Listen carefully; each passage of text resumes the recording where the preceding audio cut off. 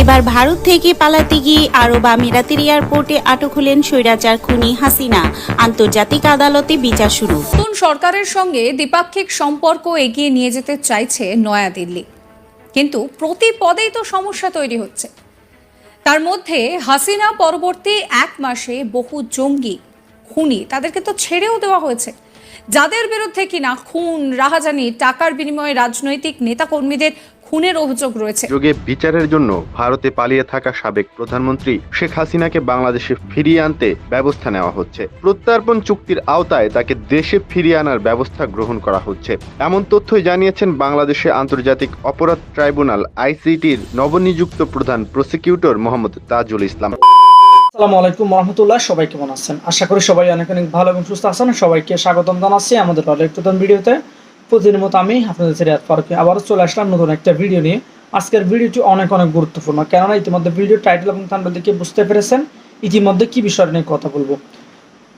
ধরতে গেলে এই বিষয়টা দেশের হাজার হাজার লাখ লাখ মানুষের, সারা দেশের মানুষের প্রত্যাশা, আশা যে গণহত্যার বা স্বৈরাচার খুনি শেখ হাসিনাকে দেশে ফিরিয়ে এনে তাকে যাতে উপযুক্ত শাস্তি দেওয়া হয়। কে ভারতে পালিয়ে থাকা সাবেক প্রধানমন্ত্রী গণহত্যার বিচারের জন্য শেখ হাসিনা সহ তার নেতাকর্মী থেকে শুরু করে যারা দেশের গণহত্যার সাথে জড়িত তাদের সবাইকে বিচারের আওতায় আনার চেষ্টা করা হচ্ছে।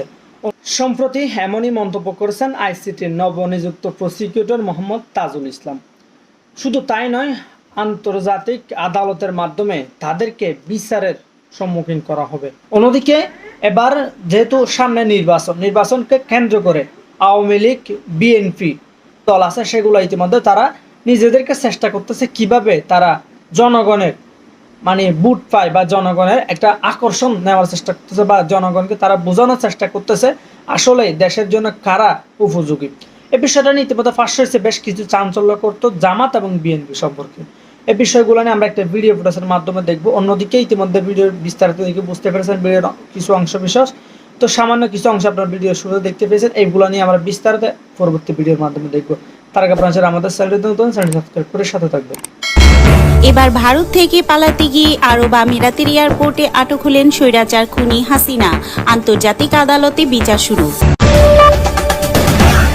সাবেক স্বৈরাচার সরকার শেখ হাসিনা ভারতের এয়ারপোর্ট থেকে আরব আমিরাতে পালাতে গিয়ে আটক হয়েছে।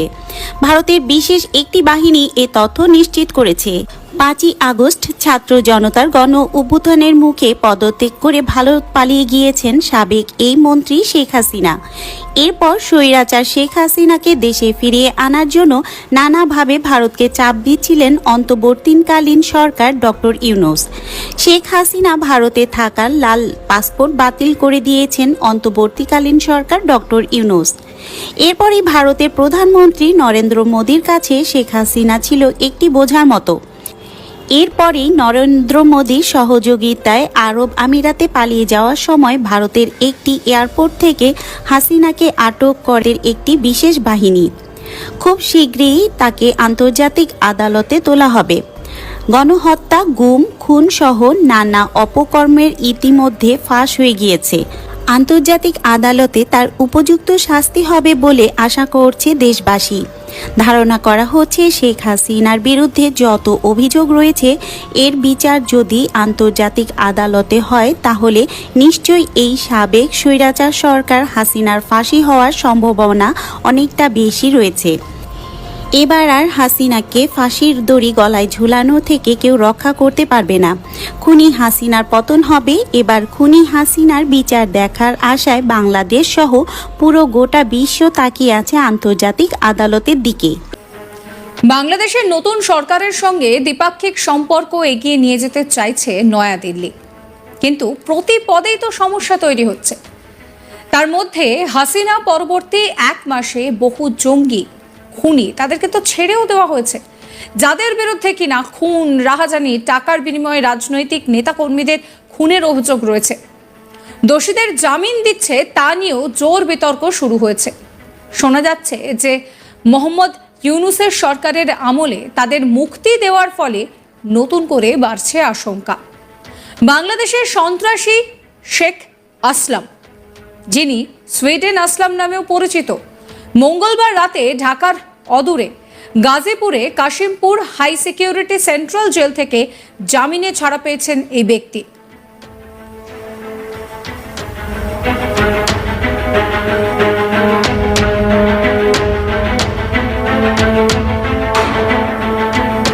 কাশিমপুর কারাগারের সুপার তিনি বলছেন যে হত্যা এবং অস্ত্রসহ 12টি মামলায় তিনি ওয়ান্টেড ছিলেন। আসলাম 2000-এর গোড়ার দিকে বাংলাদেশ জাতীয়তাবাদী দলের নেতৃত্বাধীন 4 দলীয় জোট সরকারের আমলে ঘোষিত 23 জন শীর্ষ অপরাধীর একজন। মিডিয়া রিপোর্ট বলছে তাকে 31শে জানুয়ারি 2005 সালে গ্রেফতার করা হয়েছিল এবং তাকে বিভিন্ন কারাগারে পাঠানো হয়। এর আগে গত 26শে অগস্ট নিষিদ্ধ ঘোষিত সংগঠন আনসারুল্লাহ বাংলা টিমের প্রধান মুফতি জসিমউদ্দিন রহমানি একই কারাগার থেকে জামিনে মুক্তি পান। রহমানি ব্লগার রাজীব হায়দার হত্যা মামলার একজন অপরাধী ছিলেন। 2008 সালে 6 ফেব্রুয়ারি জসিমউদ্দিনের বিরুদ্ধে সন্ত্রাস বিরোধী আইনে 4টি মামলা দায়ের করা হয়েছিল, তবে তার বিরুদ্ধে আরও 3টি মামলা তা প্রত্যাহার করা হয়।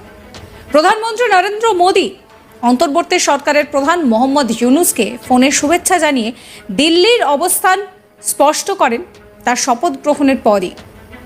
পরবর্তীতে ঢাকায় নিযুক্ত ভারতীয় হাই কমিশনার প্রণয় বর্মা নতুন সরকারের সঙ্গে নিয়মিত যোগাযোগ রাখছেন। জবাবে অন্তর্বর্তী সরকারও বারবার দিল্লির সঙ্গে সুসম্পর্কের কথা বলছে।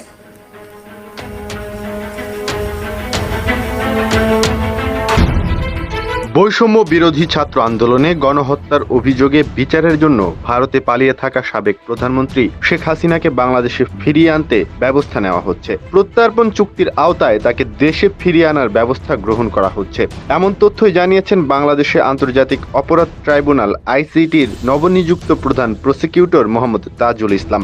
গত রোববার ঢাকার আইসিটি চত্বরে গণমাধ্যমকে তিনি একথা বলেন। সাংবাদিকদের তাজুল ইসলাম বলেন, পুনরায় কাজ শুরু করার পর গণহত্যা ও মানবতা বিরোধী অপরাধের মামলায় শেখ হাসিনা সহ পলাতক আসামিদের বিরুদ্ধে গ্রেফতারি পরোয়ানা জারির জন্য আমরা আন্তর্জাতিক অপরাধ ট্রাইব্যুনালে আবেদন করব। এ সময় অভিযুক্তদের বিরুদ্ধে সারা দেশ থেকে তথ্য, নথি ও প্রমাণ সংগ্রহ করতে হবে উল্লেখ করে তিনি বলেন, সেগুলো সংকলন করতে হবে, পরীক্ষা করতে হবে এবং ট্রাইব্যুনালের সামনে সঠিকভাবে উপস্থাপন করতে হবে। এটা অত্যন্ত চ্যালেঞ্জিং এবং বিশাল একটা কাজ। 5-স্টার রেটিং প্রাপ্ত বিএলডিসি টেকনোলজির Walton super saver ceiling fan 65% পর্যন্ত বিদ্যুৎ বিল সাশ্রয় করে আপনাকে রাখে প্রশান্তিতে। ওয়ালটন ফ্যান হাওয়া বদলে দেয়। আন্তর্জাতিক অপরাধ ট্রাইব্যুনাল এবং এর তদন্ত দলকে নতুন বিচারক ও তদন্তকারী নিয়োগের মাধ্যমে পুনর্গঠন করতে হবে বলেও উল্লেখ করেন আইসিটির নবনিযুক্ত প্রধান প্রসিকিউটর। তিনি বলেন, কারণ আগের বিচারক, প্রসিকিউশন টিম এবং বিগত সরকারের নিযুক্ত তদন্ত সংস্থা দেশে অন্তর্বর্তীকালীন সরকার গঠনের পর পদত্যাগ করেছে। এদিকে শিক্ষার্থীদের নেতৃত্বে গণ আন্দোলনের সময় 15 জুলাই থেকে 5 আগস্টের মধ্যে ঘটে যাওয়া গণহত্যা ও মানবতার বিরুদ্ধে অপরাধের অভিযোগে হাসিনা এবং আরও 9 জনের বিরুদ্ধে তদন্ত শুরু করে আন্তর্জাতিক অপরাধ ট্রাইব্যুনাল। এর আগে অন্তর্বর্তী সরকারের পররাষ্ট্র বিষয়ক উপদেষ্টা মোহাম্মদ তৌহিদ হোসেন বলেছিলেন, ক্ষমতাচ্যুত প্রধানমন্ত্রী শেখ হাসিনাকে বিচারের মুখোমুখি করতে দেশে ফেরানোর জন্য অন্তর্বর্তী সরকার যা করা দরকার তাই করবে। এর আগে তাজুল ইসলাম গণমাধ্যমকে বলেন, ভারতের সাথে বাংলাদেশের অপরাধী প্রত্যর্পণ সম্পর্কিত একটি চুক্তি 2013 সালে সই হয়েছে। সে সময় শেখ হাসিনার সরকারই ক্ষমতায় ছিল। তিনি বলেন, বাংলাদেশে হওয়া হত্যাযজ্ঞের মূল অভিযুক্ত যেহেতু তিনি, সেহেতু আমরা তাকে বিচারের মুখোমুখি করতে আইনি পথে বাংলাদেশে ফিরিয়ে আনার চেষ্টা করব। আসসালামু আলাইকুম। আজকের ভিডিওর প্রথমে আমরা একটা পোল করতে চাই, নির্বাচনী পোল। যারা জামায়াত ইসলাম করেন তারাও ভোট দিবেন না, এর বাহিরে যারা বিএনপি করেন তারাও ভোট দিবেন না। সাধারণ জনগণ যারা আছেন, আওয়ামী লীগ হতে পারেন, অন্যান্য দল হতে পারেন, নিরপেক্ষ মানুষ থাকতে পারেন, যে আজকে জামাত যে হুলস্থুল ঘোষণা দিয়েছে, সেই ঘোষণাটা এই মুহূর্তে আসলে কতটুকু বাস্তবসম্মত হতে পারে? আপনাদের কি মনে হয় যে জামাতের কি সেই ক্যাপাবিলিটি আছে, বা বর্তমানে ভোটের মাঠে জামাতের ওই ভোটটা আছে কিনা যে বিএনপির সাথে নির্বাচনে লড়াই করে জামাত আসলে সেই পর্যায়ে যেতে পারবে বা রাষ্ট্র ক্ষমতায় যেতে পারবে? নাম্বার 2 হচ্ছে, জামাত ক্ষমতায় আসলে রাষ্ট্র ভালো চলবে নাকি বিএনপি ক্ষমতায় আসলে রাষ্ট্র ভালো চলবে? কারণ একটা সুষ্ঠু নির্বাচন হলে বিএনপি অথবা জামাত এই দুইটা দলেরই যে কোনো একটা দল কিন্তু ক্ষমতায় আসবে। হুলস্থুল ঘোষণা জামাতের, নিশ্চয় টেনশনে আছে জনাব তারেক রহমান, ভোটের মাঠে লড়াই হবে। আমি আপনাদেরকে একটু পেছন থেকে শুরু করতে চাই। গেল কয়েকদিন আগে তারেক রহমান একটা কথা বলছিলেন যে এইবারের নির্বাচন হবে পুলসেরাত পার হওয়ার নির্বাচন। দুইটা কারণ। প্রথমত, যে অভ্যুত্থানের মাধ্যমে এই মুহূর্তে বাংলাদেশের নির্বাচন সামনে আসতে গেল বা সামনে আসছে, সেটা কোনো একটা শক্তি যদি ফেসিবাদ তৈরি করে, প্রশাসন যদি কোনো দলকে কি বলা হয় যে সাপোর্ট করে, তাদের পরিণতি কি হতে পারে, অন্যায় করলে সেই রাজনৈতিক দলের পরিণতি কি হতে পারে, সেটা কিন্তু বাংলাদেশ দেখেছে। যার কারণে তারেক রহমান এই কথাটা বলেছে। বাংলাদেশ জামায়াত ইসলাম আগামী নির্বাচনে 300 আসনে এককভাবে প্রার্থী দেওয়ার প্রস্তুতি নিচ্ছে বলে মন্তব্য করেছে দলটির কেন্দ্রীয় নির্বাহী পরিষদের সদস্য এবং ঢাকা মহানগর উত্তরের আমির মোহাম্মদ সেলিম উদ্দিন। তার এই বক্তব্যে স্পষ্ট নির্দেশনা দিচ্ছে যে আগামী নির্বাচনে জামাত এককভাবে ক্ষমতায় যাওয়ার জন্য নির্বাচন করতে যাচ্ছে এবং দিস ইজ ফাইনাল ডিসিশন। আজকে দুপুর 2টায় সিলেটের বিয়ানীবাজার পৌর শহরের একটি রেস্টুরেন্ট হল রুমে কর্মরত সাংবাদিকদের সাথে তার বক্তব্য দেন। তিনি বলছেন, যদি ইসলামী দলগুলো কিংবা ভিন্ন দলগুলো নির্বাচনের সহযোগিতা চান, তাহলে জামায়াতে ইসলামী তাদেরকেও সহযোগিতা করবে। বিগত সরকার দেশকে কেবল পেছনের দিকে নিয়ে গেছে। আর তিনি বলছেন, গত 5ই আগস্ট ছাত্র আন্দোলনের মাধ্যমে এই কি বলে যে সরকারের পতন হয়েছে, সেখানে নতুন একটা বাংলাদেশের স্বপ্ন দেখছে সাধারণ মানুষ। আর সীমান্তের একটি জনপদ থেকে বৃহৎ ছাত্র সংগঠন বাংলাদেশ ইসলামী ছাত্র শিবিরের কেন্দ্রীয় সভাপতির দায়িত্বকালেও রাজনীতির অপব্যবহার করেনি। আগামীতেও জামাত রাজনীতিকে ব্যবহার করে কোনো অপকর্ম কিংবা টাকা পয়সা বানানোর তাদের খায়েশ নাই। তাদের বক্তব্য হচ্ছে যে যদি মানে জামাত বিজয় লাভ করে, তাহলে বিয়ানীবাজার গোপালগঞ্জকে একটি আধুনিক আদর্শ জনপদ হিসাবে গড়ে তুলবে। এটা হচ্ছে একটা এলাকার মধ্যে জামাতের আমিরের একটা বক্তব্য, কিন্তু প্রত্যেকটা এলাকায় জামাত কিন্তু তাদের এক ধরনের কার্যক্রম শুরু করেছে। সম্ভবত আমাদের কুমিল্লা বুড়িচংয়েও গেল কয়েকদিন আগে, পরশুদিন অথবা এর আগের দিন, যিনি ছাত্র শিবিরের সভাপতি আছেন ডক্টর মাসুদ সাহেব, নাম সম্ভবত মাসুদ ভাই, তিনি গিয়েছেন। জামাত তাদের রাজনৈতিক কর্মকাণ্ড কিন্তু টোটালি শুরু করে দিয়েছে। তবে মিডিয়া ফোকাসটা ওইভাবে পাচ্ছে না। মিডিয়া ফোকাসটা শুধুমাত্র জামাতের আমির পাচ্ছে। আমার ব্যক্তিগতভাবে মনে হয় যে জামাত আসলে জয়লাভ করাটা কষ্টকর হয়ে যাবে। এখন অনেকে বলতে পারেন যে ভাই, কেন আপনার এটা মনে হলো? বাংলাদেশের রাজনীতিতে আওয়ামী লীগ, বিএনপি এই দুইটা দলের যারা সাপোর্টার আছে, ভালো মন্দ বোঝার টাইম নাই।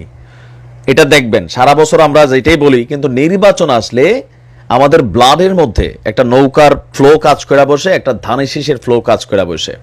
জামাতে তারারও বসে, কিন্তু পার্থক্য হচ্ছে ভোট ব্যাংকটা।